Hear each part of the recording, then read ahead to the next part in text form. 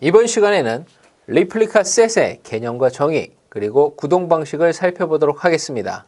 그리고 실제로 리플리카 셋 시스템을 구성하는 방법에 대해서도 알아보도록 하겠습니다.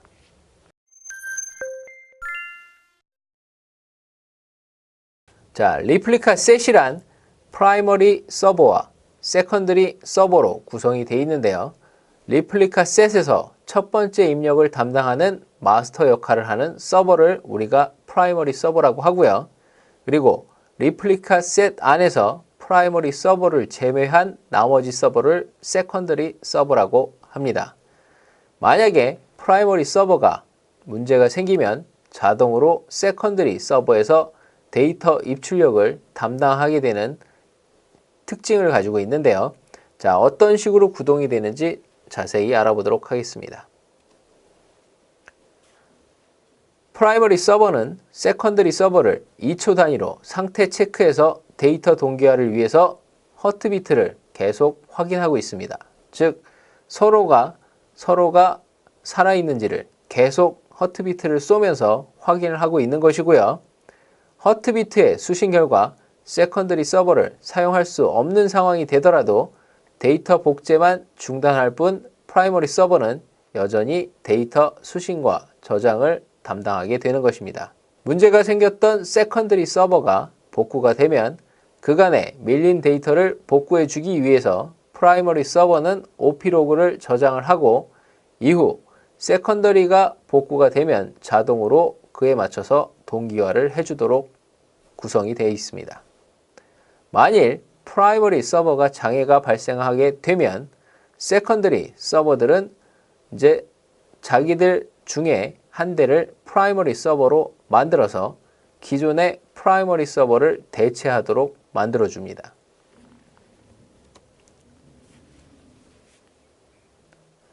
복제 집합, 즉 레플리카 셋은 한 개의 프라이머리와 두 개 이상의 세컨더리로 구성되는데요. 복제 집합으로 구성된 각각의 노드는 자신을 제외한 다른 노드들이 죽었는지 계속 허트비트를 쏘면서 주기적으로 검사를 한다고 말씀을 드렸었습니다. 몽고DB의 허트비트 주기는 2초 단위로 수행이 되며 허트비트를 받은 서버는 자신의 상태 코드를 허트비트를 요청한 서버에게 계속 보내주어야 합니다. 그래서 만일 허트비트를 송신을 했는데 상대방이 허트비트에 대해서 반응이 없을 경우에는 일정한 시간을 지켜보다가 어느 정도 이상이 되면 문제가 있다라고 판단을 할 수 있게 되는 것입니다. 자, 프라이머리 서버의 허트비트는 항상 복제 집합을 구성하고 있는 노드의 개수의 과반수만큼을 유지하고 있어야 됩니다. 만약 프라이머리 서버가 과반수의 허트비트를 가지고 있지 않는다면 해당 서버는 세컨더리 서버로 전환이 되고 전체 복제 집합은 프라이머리 서버 부재가 되기 때문에 이에 따라서 투표를 해서 어떤 서버를 프라이머리로 만들 것인지 결정을 해야 합니다. 프라이머리가 될 수 있는 자격 조건은 프라이어티, 즉 마스터가 될 수 있는 우선순위와 보트, 자신을 포함한 복제 집합의 노드 개수의 과반수 이상의 투표를 얻어야지 프라이머리 서버로 전환이 가능합니다. 자, 레플리카 셋이 실제로 동작하는 원리를 살펴보도록 하겠습니다. 자, 현 시점에 프라이머리가 동작을 하고 있고요. 자, 외부에서는 이 레플리카 셋으로만 접근을 하게 됩니다. 즉, 기존에 다른 방식으로 서버를 운영할 때에는 클라이언트가 해당 데이터베이스 서버에 직접적으로 액세스를 했다면 클라이언트가 현재에는 요 리플리카 셋을 통해서 리드와 라이트를 수행하게 되는 것입니다. 즉, 외부의 클라이언트는 내부에 어떤 서버가 프라이머리인지 전혀 알 수 없는 상태가 되는 것이고요. 자, 그 결과 현 시점에 프라이머리인 이 서버가 리드와 라이트를 받아서 수행하게 되는 것입니다. 자, 이렇게 한쪽에 프라이머리가 리드 라이트를 수행하고 있을 때 나머지 세컨더리라고 되어 있는 이 서버들은 기본적으로 마스터 슬레이브 구조의 복제처럼 이제 프라이머리의 OP 로그를 감시하면서 동기화를 계속 수행하고 있습니다. 자, 이쪽에 OP 로그를 통해서 자신의 OP 로그를 업데이트하면서 프라이머리 서버와 동일한 데이터를 계속 유지하는 것이고요. 이와는 별개로 서로 허트비트를 실시간적으로 계속 쏘고 있는 겁니다. 즉 서로가 서로를 계속적으로 감시하고 있는 상태를 유지하고 있습니다. 자, 이 상태로 문제가 없이 진행이 되고 있다면 이 레플리카 셋은 정상적으로 동작을 할 수 있는데요. 문제는 이 프라이머리 서버가 네트워크 이유가 됐든 아니면 시스템에 장애가 발생을 했든 어떤 이유로 해서든 프라이머리 자체가 동작을 못하는 상황이 발생할 수 있습니다. 자, 이런 경우에는 나머지 두 대의 세컨더리 서버가 허트비트를 이미 쏘고 있었기 때문에 프라이머리 서버가 문제가 생긴 것을 곧바로 알 수가 있고요. 자, 그러면 두 대의 세컨더리 서버는 누가 프라이머리가 될 것인지 이제 투표를 통해서 결정을 하게 되는 것이고요. 만약에 둘 중에 한 대, 지금 같은 경우에는 이 두 번째 세컨더리가 프라이머리 서버가 됐다라고 한다면 자, 외부에서 클라이언트로부터 오는 인풋과 아웃풋을 이제부터는 이 새로운 프라이머리 서버가 처리하게 되는 것입니다. 즉 외부에서는 내부에 서버가 죽었는지 살았는지 직접적으로 알 수 있는 방법이 없는 것이고요. 약간의 딜레이, 1, 2초간의 딜레이는 있을 수 있지만 곧바로 통신이 복구되기 때문에 외부에서 봤을 때에는 크게 문제없이 서비스가 되고 있다고 판단할 수가 있습니다. 자, 몽고DB의 복제 시스템 레플리카 셋의 한계를 살펴보면 한 복제 집합을 구성할 수 있는 노드의 최대 개수는 12개이고요. 한 복제 집합에서 투표에 참여할 수 있는 노드의 개수는 7개입니다. 그래서 그 7개가 투표를 해서 하나의 프라이머리 서버를 선출해내는 방식이라고 이해하시면 되겠고요. 슬레이브가, 즉 세컨더리가 아무리 빨리 데이터를 동기화한다 해도 마스터와의 통신 지연, 아무래도 네트워크상으로 통신을 하는 것이기 때문에 통신 지연 시간만큼의 오차는 존재할 수 있다. 이걸 우리가 감안해야 되고요. 부하를 견디지 못해서 마스터 서버 또는 프라이머리 서버가 죽었을 경우에 미처 동기화되지 않은 명령어가 OP 로그에 남아 있었다면 아쉽게도 다른 서버가 복제해 가기 전에 이 마스터 서버가 죽었을 경우에는 어쩔 수 없이 해당 OP 로그에 있는 남아있던 명령어는 손실이 되는 상황이 발생하는 것입니다. 이 부분에 대해서는 어쩔 수 없다라고 우리가 감안을 하고 시스템을 운영을 해야 되고요. 이것을 방지하기 위해서 몽고DB는 저널링을 지원하는데 저널링을 하는 경우에도 마찬가지로 그룹 커밋을 하는 주기가 100ms이기 때문에 커밋을 하려고 하는 시기, 즉 100ms 내에서 또다시 시스템이 다운되는 문제가 발생한다면 그마저도 날아갈 수 있다. 그러니까 이런 부분에 대해서는 우리가 충분히 감안을 하고 써야 됩니다. 왜냐하면 최초에 말씀을 드린 것처럼 몽고DB는 분산 시스템의 특징, 즉 부분 결함이라는 특징을 가지고 있기 때문에 어쩔 수 없이 불가피하게 일부 데이터를 유실할 수 있는 가능성을 가지고 있다. 이것을 저희가 감안하고 사용을 하셔야 됩니다. 이제 몽고DB의 레플리카 셋을 실제로 실습해 보도록 하겠습니다. 자, 첫 번째 몽고DB의 프라이머리 역할을 할 수 있는 서버를 먼저 실행시켜 보도록 하겠습니다. 몽고D를 이용해서 실행을 시키고요. 이제 차이점이 있다면 앞에 레플리카 셋, 다운셋이라는 이름으로 레플리카 셋을 지정해주고 DB의 패스는 C의 데이터로 지정을 해주시면 되고요. 포트는 10,000번입니다. 자, 이렇게 해서 레플리카 셋 첫 번째 프라이머리가 될 수 있는 서버를 실행시키고요. 자, 그 다음에 이제 세컨드리 서버들을 실행시키기 전에 세컨드리 서버가 사용하게 될 폴더를 만들어 줘야 되겠죠. data2라는 폴더를 만들어 주고요. 자, mongo d replica set down set db pass c에 data2라고 해주시면 되고요. 포트 번호는 1001번입니다. 자, 이렇게 해서 이제 첫 번째 세컨드리 서버. 자, 이번에는 make dir c에 data3죠. 그 다음에 mongo d를 이용해서 자, replica set 다운셋이죠. 그 다음에 db pass는 c에 데이터 3입니다. 그 다음에 포트 번호는 1002번이죠. 자, 이렇게 세 대의 서버를 우리가 지정을 해줬고요. 서버를 실행시키긴 했지만 아직 레플리카 셋이 완성된 건 아닙니다. 자, 이걸 완성을 해주시려면 이제 몽고디비 쉘을 이용해서 우선 로컬 호스트에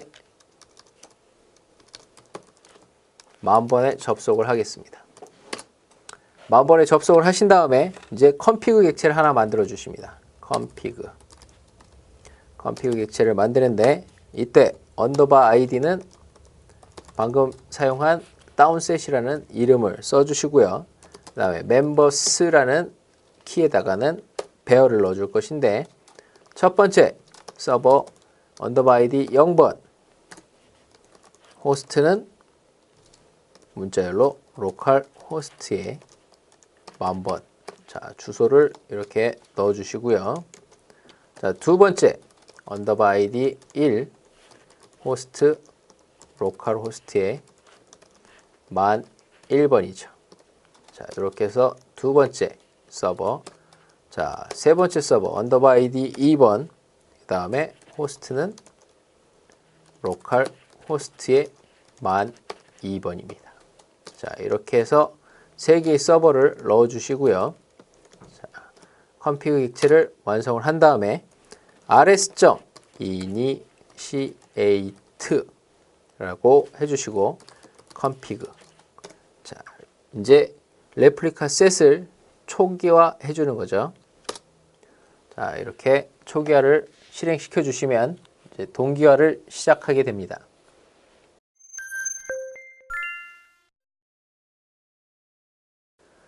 자, 이번에는 레플리카 셋 시스템을 직접 구성을 해볼 것인데요. 복제를 할 때와 마찬가지로 세컨더리 서버용 저장 공간을 새로 생성을 하셔야 됩니다. 즉, 프라이머리로 사용할 데이터베이스는 기존에 사용하던 그 데이터 저장 공간을 그대로 사용하시면 되지만 세컨더리, 복제를 하는 세컨더리의 저장 공간은 반드시 make dir로 새로 만들어 주셔야 하고요. 자, 먼저 프라이머리 서버를 실행을 하겠습니다. 자, 여기 보시면 바라는 폴더를 이용해서 이제 db를 저장하고, 자, 복제와 다른 부분이 있다면 포트를 10,000번으로 지정하는 건 동일했고요. 단순 복제에서는 마스터냐 슬레이브냐를 옵션으로 줬지만 여기에서는 모든 서버가 프라이머리 서버든 세컨더리 서버든 그냥 동일한 같은 레벨의 서버이기 때문에 누가 마스터냐 슬레이브냐는 임의로 정하지 않습니다. 그것은 시스템 상황에 따라서 임의로 선택이 되는 것이기 때문에 저희가 거기에 관여할 수는 없고요. 현 시점에 이제 레플리카 셋 이름을 다운셋이라는 이름으로 지정을 해 주었습니다. 그래서 자, 몽고DB의 데모를 실행시킬 때 레플리카 셋을 사용하고 그 레플리카 셋의 이름은 다운셋이다. 그 다음에 데이터를 저장하는 폴더는 몽고DB 밑에 있는 바라는 폴더에다 저장을 하겠다라고 명시를 해줬고요. 포트 번호는 10,000번이다. 자, 그 다음에 세컨드리 서버를 실행시키겠습니다. 두 개의 세컨드리 서버를 실행시키는데 역시 새로 만든 폴더를 사용해서 DB 패스를 지정을 해주는 것은 마스터 슬레이브와 동일하지만 자, 앞쪽에 레플리카 셋 다운셋으로 다 같이 다운셋이라는 이름의 레플리카 셋으로 묶어주는 것은 기존의 마스터 슬레이브하고는 좀 다릅니다.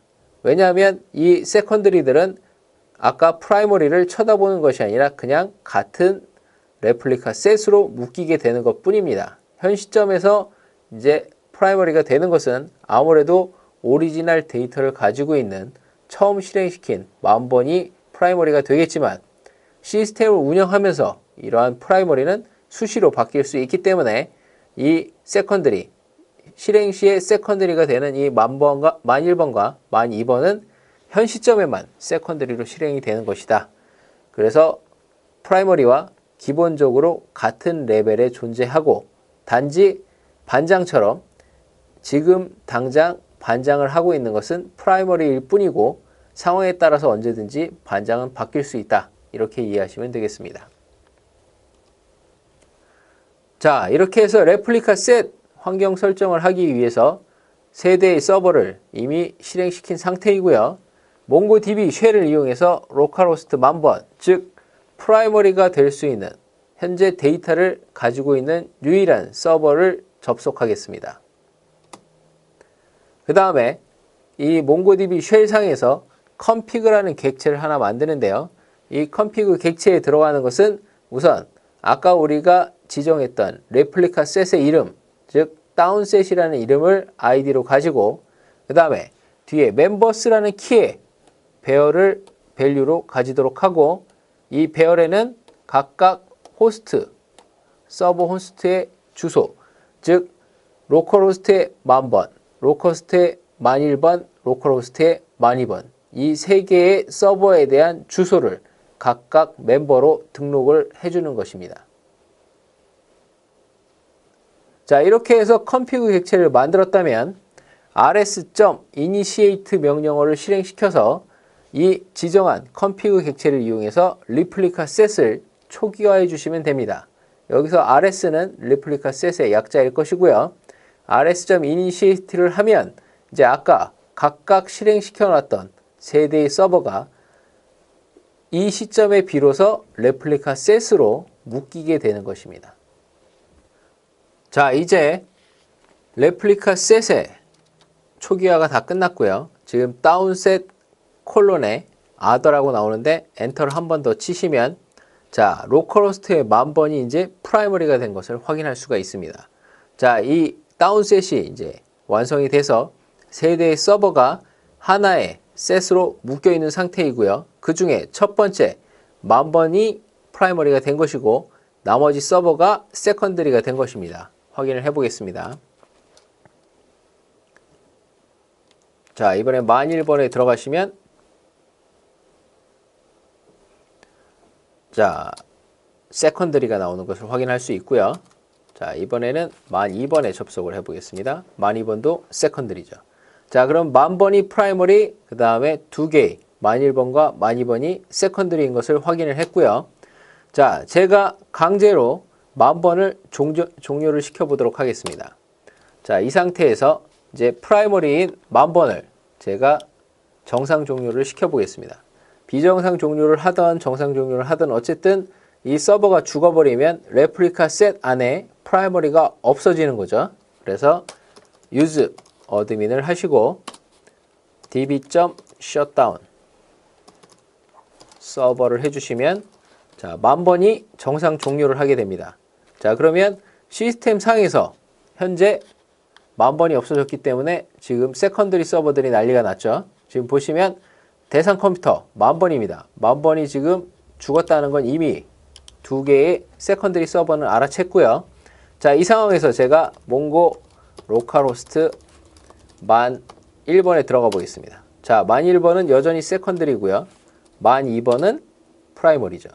자, 지금 보시는 것처럼 몽고DB에 레플리카 셋을 구성한 다음에 프라이머리였던 1000번을 제가 종료를 시켰을 때 나머지 두 대 중에 한 대, 지금 같은 경우엔 1002번이 프라이머리로 대체가 되고 이 레플리카 셋은 정상적으로 동작을 하는 것처럼 보이는 상황이 된 것입니다.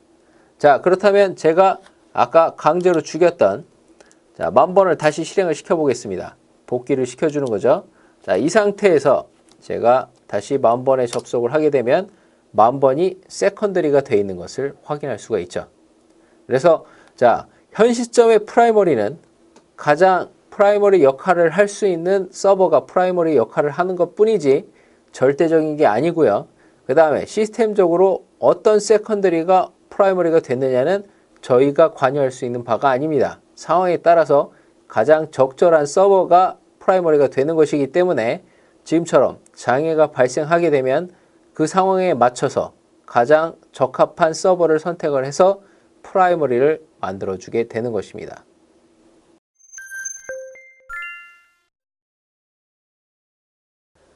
자, 장애 발생 시에 대응하는 과정을 그림으로 살펴보면요. 먼저 방금 했던 것처럼 레플리카 셋을 초기 세팅을 합니다. 자, 지금 이 그림에서는 4대의 서버가 현재 실행이 됐고, 자, 그 중에 첫 번째 서버가 프라이머리 역할을 하고 있습니다. 그러면 이제 나머지 서버는 세컨더리가 되는 것인데요. 자, 외부에서 봤을 때는 이렇게 묶인 하나의 셋으로 보여진다고 말씀을 드렸습니다. 정상적으로 이렇게 서버가 운영되고 있다면 프라이머리가 모든 입출력을 직접 받도록 되어 있는 거고요. 나머지 세컨더리들은 복제를 실시간적으로 하고 있는 상황일 것입니다. 자, 이런 식으로 서버가 운영되고 있을 때 본의 아니게 프라이머리였던 서버가 장애가 생겼습니다. 그래서 이 프라이머리 서버가 부재가 됨으로 인해서 나머지 3대의 세컨더리 서버는 투표를 진행해서 그 시점에 세컨더리 중에 한 대를 프라이머리로 새로 만들어주는 것이죠.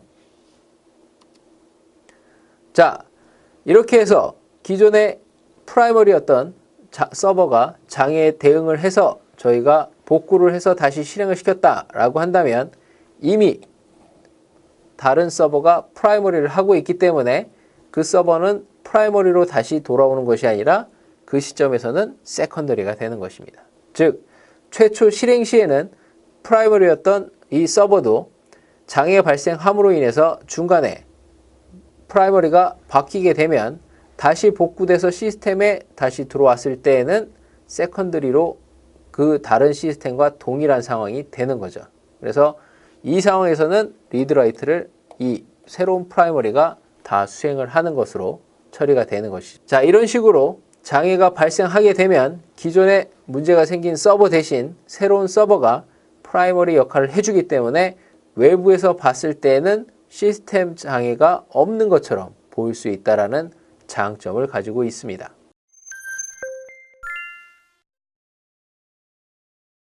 지금까지 몽고DB의 레플리카 셋에 대해서 살펴보았고요. 레플리카 셋은 평소 프라이머리가 입출력 데이터를 처리하고 세컨더리 서버는 복제를 수행하도록 하게 되어 있는데 만약 프라이머리 서버에 문제가 생기면 자동으로 세컨더리 서버의 데이터 입출력을 담당하도록 만들어주는 시스템을 말합니다. 자, 프라이머리 서버 장애가 발생을 했을 때 세컨더리 서버 중에 한 대가 프라이머리 서버로 선출이 되고 새로 선출된 프라이머리 서버가 데이터베이스의 입출력을 처리한다라고 말씀을 드렸고요. 기존에 프라이머리였다가 장애가 발생된 그 서버는 다시 복구가 되더라도 세컨더리로 복구가 된다라고 말씀을 드렸습니다. 자, 이러한 복제 시스템은 한 복제 집합을 구성할 수 있는 최대 개수가 12개로 제한되어 있고요. 한 복제 집합에서 투표에 참여할 수 있는 노드의 최대 개수는 7개이다. 이러한 사항들을 기억해 두시기 바랍니다.